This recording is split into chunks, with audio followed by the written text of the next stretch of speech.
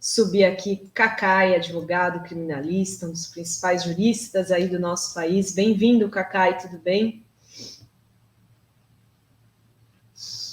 Agora olá, sim. Oi, Renato. Um dia triste para todos nós, mas continuamos aqui na luta, nesse debate necessário, né, para a gente poder entender um pouco por que o país chegou nesse caos, a deriva completamente. Muito triste. Uma tristeza. Moro, você conhecia o Dom Phillips ou o Bruno Araújo, Cacai? Não conhecia. Eu, na verdade, nos últimos tempos eu tinha informação sobre eles, mas pessoalmente eu nunca estive com nenhum nem outro. Eu até tenho levantado uma questão, Renato, falei ontem com alguns deputados, porque esse governo não tem nenhum pejo em dizer que uma das estratégias dele é desmantelar todos os órgãos, como fizeram com a Fundação Palmares, com a ciência, com a cultura, também com a FUNAI, que tem aquela famosa participação lá do ministro do Meio Ambiente à época, naquela reunião terrível ali, onde ele fala que tinha que passar a boiada. E uma coisa que me intrigou, eu conversei ontem com muita gente, é por que o Bruno foi demitido da FUNAI. Ele era um dos maiores indigenistas brasileiros, para alguns o maior, e quando o Moro era ministro da Justiça, o Moro o demitiu. Teria que ver qual é o motivo dessa demissão, porque pode ser isso aí já a complementação de uma política de esvaziamento da FUNAI. Né? Eu acho que a Câmara dos Deputados tem a obrigação de fazer uma convocação para o Moro, que agora ele está brigado com o governo, ele pode chegar e falar que foi pressionado, mas isso tudo tem que ser levado a ferro e fogo nesse momento tão delicado. Sabe? Na coletiva que ele deu essa semana, ele chegou a responder sobre isso e se eximiu, né, da culpa. Ele disse que a decisão não passou por ele. Ele disse, eu era ministro da Justiça, a FUNAI era um dos órgãos vinculados, essa decisão não passou por mim, esse ato não é por mim assinado, e na época não tive conhecimento nem controle de tudo que acontece dentro do Ministério das Unidades Vinculadas. Ele disse isso nessa... Eu acompanhei, na verdade, quem assina o ato é o secretário-geral. Então, alguém de absoluta confiança dele. É muito diferente você fazer uma entrevista coletiva. Agora mesmo o Moro convocou a entrevista coletiva para dizer que não tinha o que dizer. Então, é algo meio patético, né? Mas a Câmara dos Deputados é diferente. Ele ser levado lá para uma comissão dos direitos humanos, a Câmara saberá o que fazer. Porque é óbvio que uma demissão como essa ela não se dá desconectada. O que nós temos que começar a pensar, porque veja bem, amanhã eu falei agora com algumas pessoas, falei com o embaixador brasileiro que está fora do Brasil, mas está acompanhando. Amanhã a repercussão vai ser muito maior do que está sendo agora. Quer dizer, agora vamos ter essa repercussão dos líderes mundiais sobre esse fato. Porque, veja bem, a gravidade do que ocorre na Amazônia a gente fala no dia a dia. Mas agora você tem morto um jornalista inglês. Eu até escrevi um artigo sobre isso hoje no Brasil que eu não reconheço. Porque o que me espanta é que assim, nós saímos de uma chacina de 25 brasileiros negros mortos, invisíveis, recentemente lá no Complexo da Penha, e ocupou os jornais aqui por um dia, 2 dias, algum debate e tal. Agora, nós temos um jornalista inglês de um jornal importante. E o presidente da República tem a disfarçatez de falar que, julgando de certa forma a responsabilidade para cima dele, do Bruno, do jornalista, dizendo que eles não eram queridos lá. É muito interessante, Renato, essa observação do presidente, essa disfarçatez dele, ele é craque em falar com sadismo, né?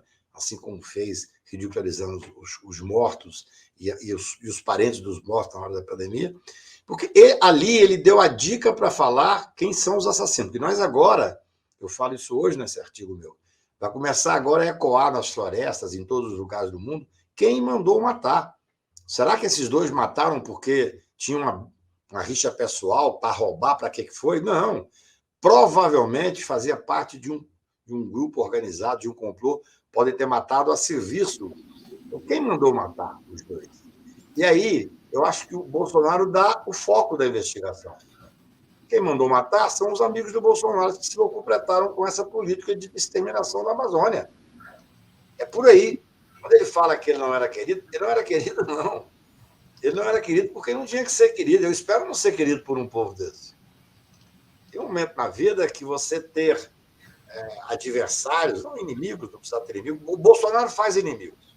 Eu não imaginei que eu ia chegar aos 64 anos de idade achando muito bom odiar alguém. Eu era um cara contra o ódio. Eu acho que hoje o ódio me anima. Eu acho o ódio uma coisa maravilhosa. Como conviver sem ter ódio de um fascista desse? Ódio, asco, nojo, raiva. Asco, nojo, tudo. A raiva faz bem, às vezes. Então, é importante nós... A Câmara tem que chamar esse Moro para depor, para que ele diga, não, então quer dizer que você não tinha o controle da FUNAI? Quer dizer que o desmantelamento da FUNAI... Ele estava lá naquela famosa reunião. Ontem eu fui ver o filme, faço parte do grupo Prerrogativa, com muito orgulho. O Amigo Secreto? O Amigo Secreto. No filme Amigo Secreto passa essa reunião novamente. Você tem a cara do Moro lá, assistindo tudo, e ele dizendo, nós vamos desmantelar, e o ministro do Meio Ambiente dizendo isso. É muito grave, Amanhã, aliás, a gente vai ter aqui o Demore, que é um dos personagens do filme. Um craque. Oi? Ele é um craque, ele é muito bom. E o delegado Saraiva, né, junto com o Marcos Uchoa. Vai ser um programa bem interessante, porque o delegado Saraiva tem muito que contar, né? Ele chamou atenção para uma quadrilha organizada na política, né? Onde teriam pessoas como o senador Jorginho de Mello e a Carla Zambelli, cujo marido é coronel e trabalha na Amazônia, e que teria, segundo o delegado Saraiva, esse pessoal teria envolvimento com os desmatadores, com os madeireiros, com os garimpeiros. Quer dizer, não é uma organização local, né, Cacai? Pelo jeito. Eu vou te contar uma história. Eu na terça-feira passada, eu visitei, por questões profissionais, uma figura do primeiro escalão da República que tem uma obrigação, vamos chamar assim, também nessa investigação. 2 dias depois do desaparecimento, um dia depois. Quando eu cheguei lá, 11 horas da manhã, ele me disse, olha, acabei de receber a notícia que os 2 foram mortos. E foram mortos por narcotraficantes.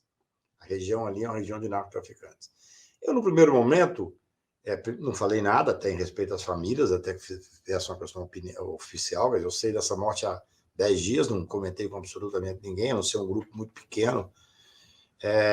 Mas aí eu fui procurar pessoas que entendem da região, que é claro que eu brinco que amador que deu certo só guiar, né? Tem que ter muito cuidado para falar as coisas, né?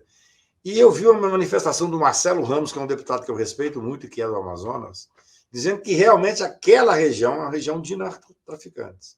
Aí eu procurei conversar com outras pessoas, mas não é o narcotráfico pura e simplesmente, que agora basta dizer, não, a questão ali é a Colômbia. Não, é porque todo esse grupo de predadores, de pescadores ilegais, de garimpeiros, trabalham para poder lavar o dinheiro do narcotráfico. Nós perdemos a Amazônia, assim como nós já perdemos o Rio de Janeiro para a milícia. O Freixo, que eu torço muito para que ele ganhe no Rio, me deu um dado impressionante, 65% do território do Rio de Janeiro é ocupado pela milícia e 15% pelo tráfico. Só resta 20% para os cartões postais. Nós estamos perdendo a Amazônia completamente. Completamente. Nós estamos perdendo a Amazônia de uma forma que ofende a soberania nacional. Por isso, o depoimento desse delegado, que eu vinha passando, mas me chamou muita atenção, evidentemente tem que ser levado para dentro da Câmara. A Câmara dos Deputados tem que voltar a existir. Nós temos que ter, nós, cidadãos, temos que cobrar da Câmara. A Câmara hoje só pensa em fazer política orçamentária, política dessas emendas. O papel da Câmara agora, num momento como esse, olha, pelo que eu conversei com esse embaixador hoje pela manhã e com outras pessoas fora do Brasil, essa repercussão vai crescer muito. Olha que aparecer os corpos, que aquela cena dos corpos num plástico preto, aquilo faz um mal para todos nós. Deve fazer um bem para esses maníacos, sádicos desses bolsonaristas que acham que realmente tem que matar na Amazônia. Mas, olha, não tem mais jeito, Renato. Eu acho que agora mais do que nunca, nós temos que dar um basta, temos que nos posicionar, porque exigir que a Câmara, que as autoridades constituídas façam, chame o Moro lá para explicar por quê. Não foi ele que demitiu, mas teve uma estratégia dessa demissão. Por que se demite? E ao demitir, vocês sabem, tira parte da segurança, entre aspas, que teria. Se ele faz parte do governo, você tem uma espécie de uma segurança, ainda que simbólica, né? Então, esse depoimento, eu não sei se eu vou conseguir ver, eu vou estar amanhã num dia complicado, mas esse delegado também, é importante que ele vá falar com vocês, mas também tem que ir à Câmara para colocar o pingo nos is. Porque ele é delegado, ele tem autonomia para fazer isso. E é engraçado que agora esse Moro, ele fala não, eu não tinha controle de tudo, mas na hora de ouvir o ex-presidente Lula pela Petrobras, ele queria que o soubesse de tudo que acontecia em todos os órgãos, né? O depoimento do Lula naquele. O Lula realmente dá uma aula da dignidade, né? E o Moro insiste, mas vem cá, mas você que colocou gente importante nos cargos, você não sabia o que estava acontecendo? Quer dizer, a incoerência desse cidadão, que é um indigente intelectual, dá vontade de levá-lo à Câmara e perguntar, mas vem cá, vou passar um trechozinho aqui da sua entrevista, que passa no filme da Guta, Amigo Secreto, para lá. Você diz, não, mas você que colocou, você tem a obrigação de ter responsabilidade, de saber o que acontecia, que é mais ou menos o seguinte, se você demitiu, você tem que saber o que está sendo demitido. Ninguém demite uma pessoa do... É engraçado, né, Cacai, que quando tinha um funcionário de 5º escalão lá na Petrobras que fez alguma coisa, um mal feito, roubou, etc., ganhou dinheiro, todos os dedos, todas as flechas apontaram para o Lula com a maior tranquilidade. Sem dúvida. Né? E aí, porque assim, ele tinha que saber, acabou e pronto, sendo o presidente da República. É incrível. Né? Sob ele já tinha ministros, secretários executivos, etc. O Moro era o ministro, o cara era direto, era o principal indigenista. Pelo menos é o que as pessoas dizem. É o principal indigenista brasileiro. Talvez ele, com mais 20, 30 anos, se tornasse um ícone nacional. Não tem dúvida. Que tem hoje também vão discutir o filme Amigo Secreto. O Zeca Ferreira vai estar no Fórum Sindical, então fica o aviso aí para quem quiser, né, também. Enfim, mas é terrível, né, Cacai? Porque essa diferença que a Adri aponta, ela é fundamental. Ela é fundamental. Quer dizer, naquele momento em que ele acusa o Lula tinha que saber de tudo sendo presidente da República. Agora, o ministro da Justiça, há um desmantelamento. Agora, a gente tem que ver também, por isso que tem que chamar o cidadão para ir na Câmara para depor. Tem que ver datas, né? Quer dizer, quando é que. Eu não tenho comigo aqui a data exata da demissão do Bruno. Já tinha essa política posta de desmantelar os órgãos, porque é muito fácil a gente, depois que passa, você vê o que aconteceu com o Brasil. Muita gente acha que o governo Bolsonaro é espécie de um ataque de índio, como eles diziam na época dos faroeste, né? Que vinha todo mundo correndo e tal. É tudo sistematicamente... É uma estratégia. Eles têm uma estratégia absoluta. Não temos nenhuma dúvida de que o que eles fizeram com a cultura foi uma estratégia que eles cumpriram. O que eles estão fazendo com a comunidade indígena é uma estratégia que cumpriram. Você vê, quem é que são os que realmente trabalharam pelas informações que a gente tem na procura dos corpos? Foram os indígenas, que gostavam deles e que conhecem a região. Mas não dão nenhum crédito. E foram eles que identificaram o local. Eles que identificaram. Eu falava que quando saiu a informação do Trigueiro, né, que teriam achado os corpos amarrados numa árvore e tal, os indígenas logo falaram, não achamos. E a Polícia Federal também tinha dito, pessoal, não vai confiar na Polícia Federal. O Roberto falou, não, estou confiando nos indígenas. Eles estão dizendo que não. Né? Eles estão dizendo que não. E assim, quem já teve em áreas, né, de selva, de floresta, com populações originárias, quem conhece a região são eles. Mesmo o Exército tendo controle de algumas áreas, tá? Quem conhece a região são os moradores ali, originários. O que eu acho que é principal agora é a gente esperar, cobrando as medidas. É incrível, eu vi ontem, estava passando na frente da televisão, vi não sei se é delegado, que é dizendo assim, acho que nossa missão terminou. Como a missão terminou? Nada terminou. Quer dizer, primeiro, vamos fazer os exames de DNA, confirmar, tentar encontrar o máximo que puder dos corpos para poder ter um enterro, um sepultamento digno, para poder devolver à família uma hipótese de chorar com alguma dignidade, né? Depois, descobrir realmente se são esses dois, com quem mais? E quem mandou matar? E agora, eu acho que é hora da gente cobrar uma estrutura, uma investigação séria sobre o que fizeram com a FUNAI. Esse desmantelamento, que é uma estratégia do governo Bolsonaro. Nós temos que fazer isso como um todo. Olha, eu hoje recebi um telefonema de uma pessoa, um embaixador fora do Brasil, dizendo o seguinte: a repercussão é tão grande que vai ser maior ainda, que isso foi um tiro na eleição do Bolsonaro. Sabe o que eu penso dele? Eu acho que isso é uma faca de dois legumes, como diria o Roriz. Porque, para o povo dele, isso faz parte de uma afirmação de um governo fascista que quer mesmo colocar a Amazônia à disposição do grupo que não gostava do Dom. Repito, acho que o Bolsonaro deu uma dica de como fazer essa investigação dos responsáveis. São cúmplices, são todos cúmplices. Se você entrega aquela região a ponto de fazer um determinado grupo ter a ousadia e a coragem de matar de forma covarde, de esquartejar, depois colocar fogo num jornalista e num indigenista, é porque tem um grupo organizado ali. Isso aí é briga que, por trás de tudo isso.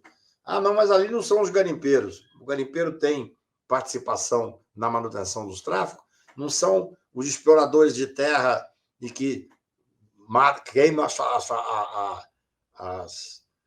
floresta. Mas esse aí também não tem ligação no mesmo grupo com o narcotráfico. Ou seja, o problema todo, Renato, é que nós perdemos a Amazônia. Esse governo deliberadamente não fará nada. E esse grupo aí de 25%, 27% que continua apoiando esse fascista que faz a apologia da tortura, que vem agora fazer, de certa forma, um desdém com a dor, uma dor internacional, uma morte bárbara. Esse grupo não vai se abalar. Não sei se isso vai ter uma reação tão interessante de diferença na eleição em si, entendeu? Porque ele faz isso no dia a dia. Agora nós temos tendo um fato exato, um fato palpável do que significa barbárie. Quando nós falamos que essa eleição, a próxima, na verdade, não é esquerda e direita, é entre civilização e barbárie, aí, ele está se afirmando do lado dele. A barbárie que é isso aí que ele está fazendo. Dominou a Amazônia, entregou a Amazônia para grupos específicos. Quando ele fala essa frase, para mim tem um simbolismo. Esse Dom não era querido lá. Não era querido dos amigos dele. Provavelmente ele recebeu o telefonema dos amigos dele lá, que é perto da Amazônia, que os UPA, que ganham dinheiro com isso, dizendo o seguinte: não, esse jornalista não era querido aqui de nós, não. Tá certo? Esses são os valores que estão postos hoje em dia.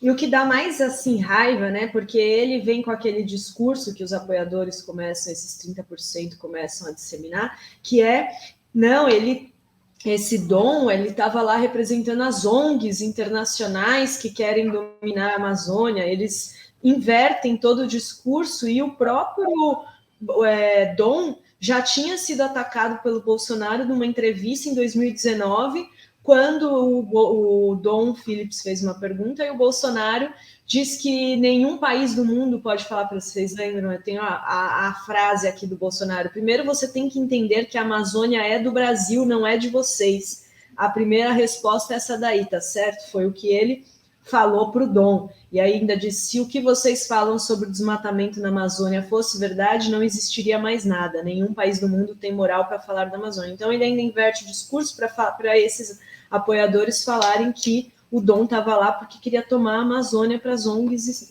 internacionais. Assim. Exatamente isso. Assustador, assim, né? O Bolsonaro sempre foi isso, né, Cacai? O que mais me deixa envergonhado disso tudo, inclusive como jornalista, é que ele sempre foi isso e muitos dos meus colegas trataram ele como um político como qualquer outro, né? Mais do que isso, normalizaram suas ações, suas agressões e, veja, a Folha de São Paulo, hein, que dos jornais talvez seja o que tenha apresentado até o caso da Valda Açaí, etc., proibiu os seus jornalistas de o chamarem de extrema-direita. Colocou no manual de redação de que não podia chamar o Bolsonaro de político de extrema-direita. Você levanta uma questão importante, Renato, porque eu tenho refletido, tenho falado, tenho debatido, escrito sobre isso. Assim, o Bolsonaro tem essa característica, ele não mentiu sobre esse aspecto. Ele é a mentira, ele é o fake mesmo. Mas o mais interessante é que hoje eu recebi um videozinho de algumas falas dele que possam ter relação exatamente com essas duas mortes. É algo inacreditável, porque ele fala, olha, eu vou ganhar, depois que ganhou, ele fala de novo, e não vai ter 1 centímetro a mais de terra para os índios, não vai ter 1 centímetro a mais de terra para os quilombolas, eu não vou demarcar nada, eu vou acabar com as ONGs. Tudo isso, absolutamente claro, ele defende isso para esse grupo específico dele. Nós ficamos com a impressão, porque como nós estamos abalados, como nós estamos horrorizados, como nós sentimos, temos a capacidade de sentir a dor dos outros, nós temos a impressão que isso vai, de alguma forma, abalar esses fascistas. Não vai, não. O cidadão que tem como nome do livro de figura para o dia a dia, claro que ele não lê, mas ele deve folhear, o Ustra, um torturador assumido, o cara que, quando foi votar na cassação da Dilma, fez uma homenagem ao Ustra, que tinha torturado a Dilma.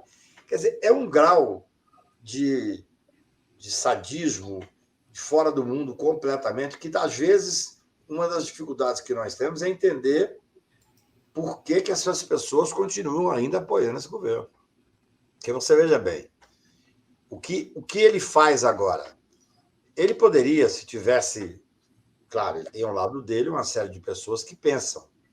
Ele poderia ter feito uma primeira manifestação de solidariedade à família, de solidariedade aos ingleses, de solidariedade à imprensa, de solidariedade aos índios, aos indigenistas e tal. Isso seria, eu diria, o básico, o óbvio do óbvio. Mas ele não estaria falando para o grupo dele. Ele mantém uma estratégia de que ele vai fazer o confronto. Eu hoje começo a ter preocupação real, não tinha, pela falta de credibilidade internacional, de qualquer hipótese de ruptura nas eleições, começo a ter por uma série de coisas que tem recebido, informações, mas você veja que ele não muda a estratégia dele. A estratégia dele é radicalizar. Antes de ontem, ele chamou o ministro Barroso de mau caráter, ministro do TSE e ministro do Supremo, agora não é mais do TSE, eu acho, do Supremo Tribunal. Ele investe, ele chegou a falar uma questão de uma gravidade ímpar. Falou, eu fiz um acordo com o Alexandre dele arquivar o inquérito, ele não cumpriu o acordo. Isso é a coisa mais grave que eu vi. Então, o que eu penso que mais me impressiona é que nós ainda começamos a ter ilusão, pela formação que temos, de que, de alguma forma, isso pode sensibilizar parte dos bolsonaristas ou desses que estão aí acompanhando. Não sensibilizam, não. Isso é a estratégia deles. A morte para ele... Nesse filmezinho que me mandaram, ele responde a alguém assim, qual é a minha especialidade? A minha especialidade é matar, pô. Faz isso, ainda faz um... Então, nós vivemos um governo de barbárie a tal ponto que hoje, eu não sabia dessa história da Folha, os jornalistas que se prezem têm a obrigação de dizer, no mínimo, de extrema-direita. Até porque o movimento de extrema-direita, a gente que acompanha o mundo, é um movimento que está crescendo no mundo inteiro. Veja a votação que teve na França. Então, se nós não dermos os nomes, aquilo que eles fazem, o Bolsonaro tem um orgulho de ser Ele se jacta de ser um cara aparentemente violento, se jacta de gostar de violência, se jacta de que as pessoas são mariquinhas que ficam com mimimi. Então, isso ele fala para o grupo dele. Nós temos que encontrar uma saída de tentar furar essa bolha. Isso é uma coisa que me preocupa muitíssimo. Vocês viram ontem lá em Uberlândia que os bolsonaristas colocaram um drone com xixi, cocô, para jogar nos apoiadores do Lula, gente? Foram presos, né, 3 pessoas, e parece que, na verdade, é uma espécie de um agrotóxico que tem um cheiro muito forte. Mas, de qualquer maneira, a gravidade é a mesma, né? Quer dizer, nós vamos passar um momentozinho na proximidade das eleições, por isso é que eu tenho batido. Nós temos que ganhar no primeiro turno, porque se tiver segundo turno, o Brasil vai viver um momento fratricida, depois de 2 de outubro até final de outubro, porque eu tenho uma insegurança. Quando você vê o comandante do Exército dar manifestações que são preocupantes para o cargo que ele ocupa, quando você vê essa manifestação do ministro da Defesa para o TSE, uma inacreditável manifestação de um ministro da Defesa se dirigindo diretamente ao presidente do Tribunal Superior Eleitoral, fazendo uma afronta à direita eleitoral. E eu tenho algumas preocupações, Renato. Por exemplo, eu não sou especialista nisso, mas estou procurando pegar informação. O Exército brasileiro, as Forças Armadas, tradicionalmente dão apoio às eleições. O Brasil é muito grande, você tem que levar urnas no Amazonas, em tal lugar e tal. Eu até pedi para fazer um levantamento disso, porque eu tenho preocupação de uma forma simples de boicote das eleições, que é o não apoio.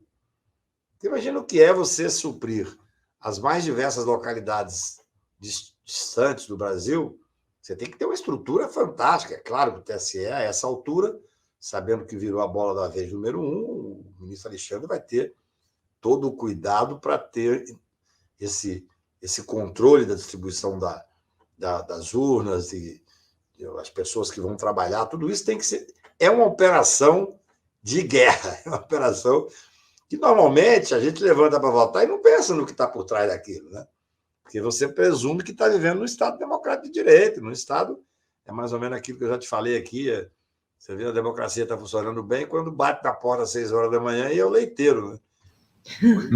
Né? Não é condução coercitiva, né? Exatamente. Então, isso preocupa. Eu acho que isso aí para o Bolsonaro... O que nós achamos assim, não, agora o Bolsonaro tomou uma porrada muito grande.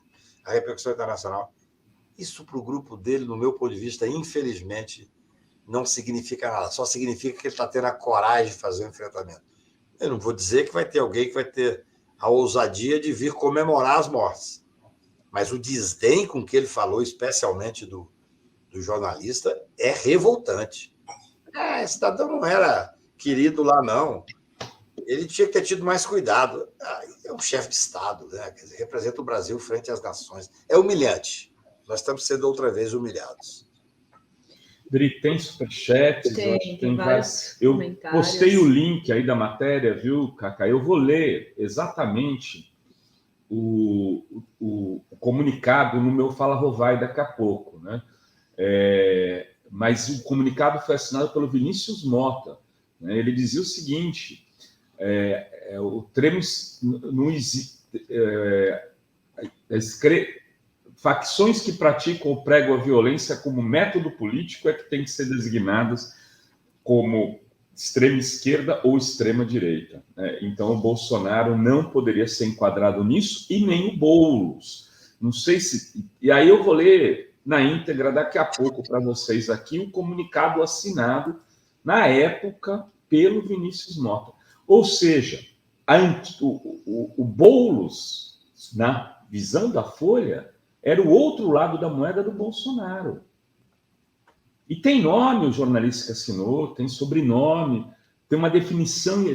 Sim, e outra, a gente ia debater, Cacai, com essas pessoas no Twitter, e nós éramos tratados como radicais. A gente não era os jornalistas profissionais.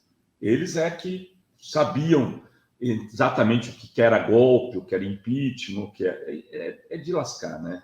É de lascar. Dá muita... É um momento complicado. Eu vou ler os comentários aqui, aí já passo para o Cacai comentar, tem perguntas. Cacai, e essa aproximação de Fux e Bolsonaro, depois também já a gente comenta. Márcia Kucinski diz, parece-me que o Bruno foi exonerado do cargo em comissão e não do cargo efetivo da FUNAI. A notícia que li era de que o Bruno estava em licença não remunerada do cargo efetivo desde a exoneração do cargo em comissão.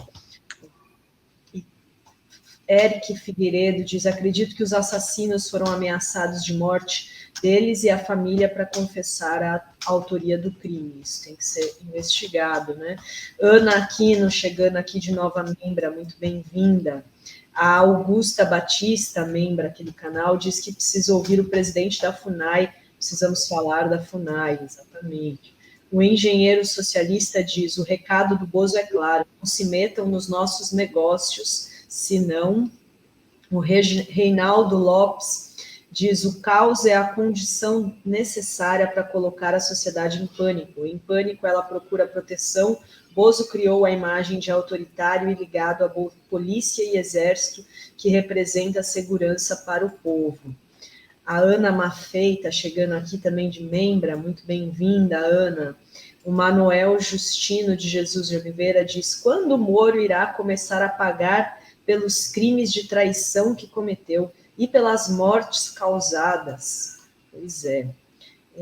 A Márcia Simon diz, Rovai, acabei de te mandar um e-mail, O Milton Nambiambardi diz, na série Dirt Money da Netflix, um dos episódios mostra como o garimpo ilegal de ouro existe exclusivamente para lavar dinheiro do narcotráfico. É no Peru, mas é legítimo acreditar que também aconteça no Brasil. E tem aqui o comentário da Valesca, dizendo que agrotóxicos em drone é a cara do agronegócio. Esses e os banqueiros são os que mais enriquecem com o Bolsonaro. E o Júlio César Beraldi diz, Rovai, divulga os nomes dos malditos donos dos drones. Você tem aí, Dri? Eu não tenho. Eu não tenho, eu vou procurar aqui na matéria de hoje se tem.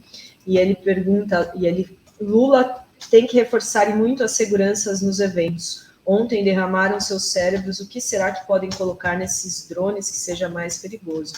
É verdade, né? Tem que reforçar a segurança, né, Cacai? E eu queria que você comentasse esse convite do Fux, né, para o Bolsonaro, para eles, esse encontro, né, no STF, é uma tentativa aí de apaziguar? Olha, eu vejo que nesse momento, qualquer tentativa de fazer com que pare a quebra da segurança institucional é positiva. Nós temos que pensar na instituição. Eu só não acredito que tenha nenhum resultado. Aí é uma outra história. Você veja bem, o que o Bolsonaro tem feito sistematicamente para preparar a hipótese de um golpe. Veja bem, quando fala golpe, Dri, as pessoas falam, não vai ter golpe nunca. As pessoas pensam os tanques chegando, os militares assumindo de uma forma diferente. Não, existem várias maneiras de golpe. Quando você desestrutura as instituições, você está dando golpe. Por exemplo, hoje se fala em conseguir, uma coisa absolutamente dramática, em conseguir passar na Câmara e no Congresso uma nova legislação que permita rever as decisões do Supremo. Então, você quebra a força institucional, a paridade institucional. Em qualquer democracia posta como a nossa, o Estado Democrático de Direito, você presume que o Judiciário fala por último.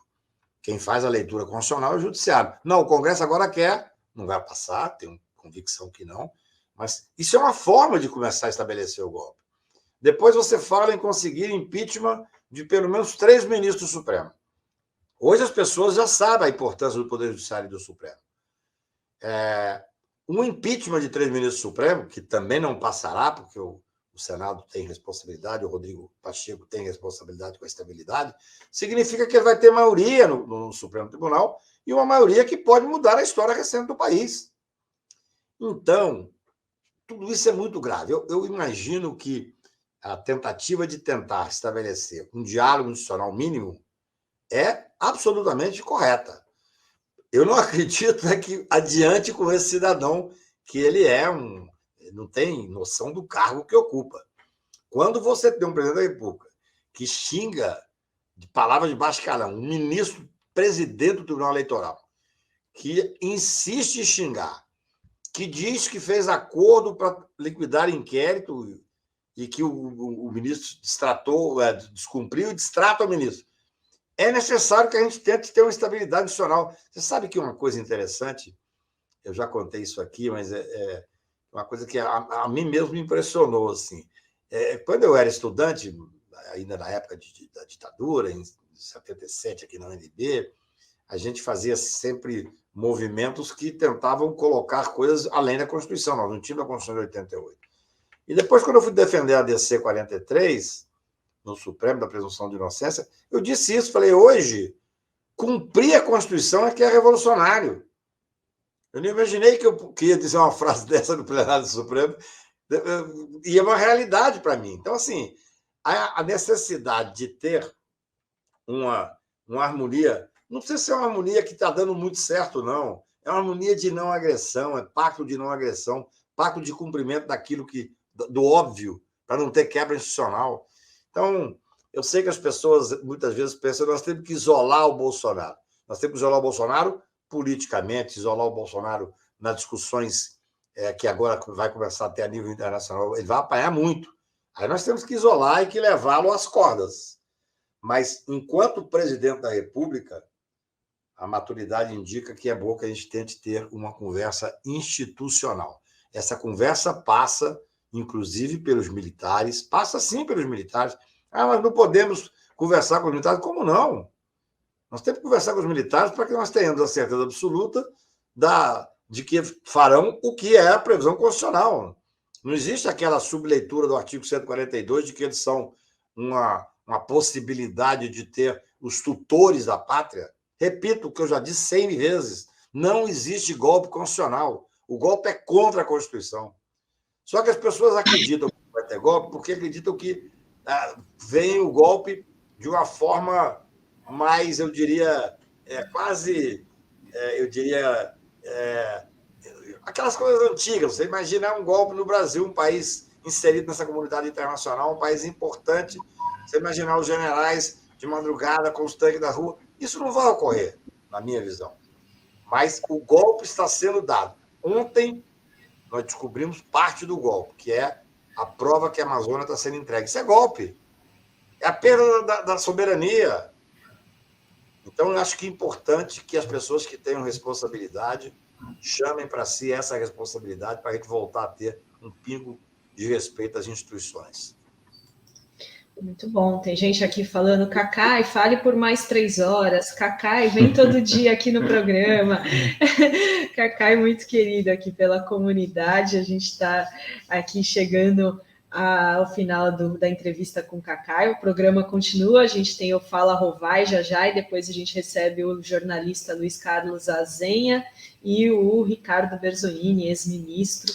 Então, ainda tem bastante papo aqui, né, Rovai? Que viveu como ministro do Trabalho uma situação, vamos dizer, quase semelhante a essa, que fiscais do trabalho são assassinados em Minas Gerais, se não me engano. O Cacai deve se lembrar disso, foram brutalmente assassinados fiscais do trabalho na gestão do Ricardo Berzolini. Foi uma coisa terrível.